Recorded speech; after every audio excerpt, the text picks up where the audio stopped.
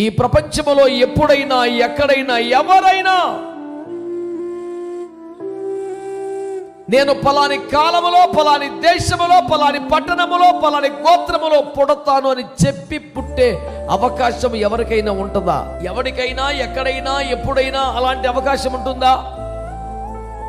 మహాశక్తి కలిగిన వారుగా, ప్రపంచాన్ని గడగడలాడించిన వారుగా, శత్రువుల వెన్నులో వణుకు పుట్టించిన వారుగా, నిజమునకు సింహములనే చీల్చి పడేసిన వారుగా, కోట గోడ అడ్డ గడియలను ఓడ పీకి కొండ మీదికి విసిరేసిన వారుగా, తమ బుద్ధి బలముతో ప్రపంచాన్ని జయించిన వారుగా ఎందరో చరిత్రలో ఉన్నారు. ఎందరెందరో మహానుభావులు వచ్చారు, వెళ్ళారు, కాల ప్రవాహములో వచ్చారు, కాల గర్భంలో కలిసిపోయారు.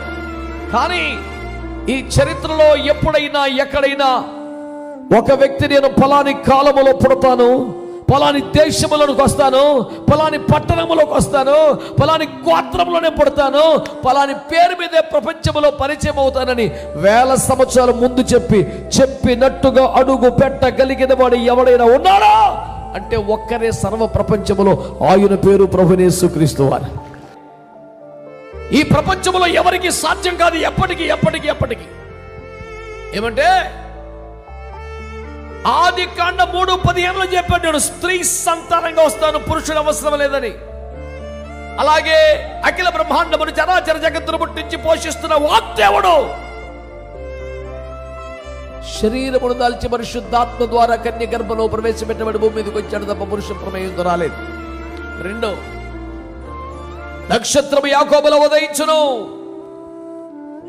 రాజదండము యూదాలోనికి వస్తుంది, ఇశ్రాయేలులోకి వస్తుందని చెప్పి నేను ఇజ్రాయేలు దేశంలోకి వస్తానని చెప్పి కనుక ఆ దేశంలో జన్మించాడు. ఇవన్నీ జరిగిపోయిన తర్వాత నేను ముందే ప్లాన్ చేసి చెప్పే చవకారు మాటలు కాదు, వేల సంవత్సరాల ముందు చెప్పి నెరవేర్చిన దమ్మున్న వ్యవహారం. అంతేనా? మీకా గ్రంథం 5వ అధ్యాయం 2వ వచనములో ఆయన బెత్లెహేము అనే పట్టణములో పుడతానని చెప్పాడు, సరిగ్గా అలాగే వచ్చాడు. యెషయా గ్రంథం 7:14లో ఇమ్మానుయేలు అనే పేరు మీద నేను పిలువబడతాను చెప్పాడు, అదే పేరు మీద వచ్చారు. ఇలా చెప్పుకుంటూ పోతే 1, 2 కాదు, తన మొదటి రాకకు సంబంధించి, ఆగమనానికి సంబంధించి ఆయన చెప్పిన ప్రతి మాట నెరవేర్చుతూ భూమి మీద అడుగు పెట్టడమే కాదు, 2వ రాకడకు సంబంధించి ముంగుర్తులుగా, సూచనలుగా చెప్పిన ప్రతి దాన్ని నెరవేర్చి మరోసారి భూమి మీదకి అడుగు పెట్టబోతున్నా సర్వశక్తి కలిగిన రాజాది రాజుకి గట్టిగా చప్పట్లు కొట్టి స్తోత్రం చెబుదాం. ఎవరైనా ఎప్పుడైనా ఎక్కడైనా పలాని కాలములో, పలాని దేశములో, పలాని పట్టణములో, పలాని ఇంట్లో పుట్టాలని ప్లాన్ చేసుకుని పుట్టడం కుదురుద్దా? నేను స్త్రీ సంతానంగా వస్తానంటే వచ్చాడు, ఇజ్రాయెల్ దేశంలోకి వస్తానంటే వచ్చాడు, బెత్లెహేము పట్టణంలోకి వస్తానంటే వచ్చాడు, యోధా గోత్రంలోకి వస్తానంటే వచ్చాడు, ఇమ్మానుయేలు పేరు మీద ఉంటారంటే ఆ పేరు మీద పరిచయం అయ్యే లోకానికి వచ్చాడు. అంటే దాని అర్థం ఏమిటి?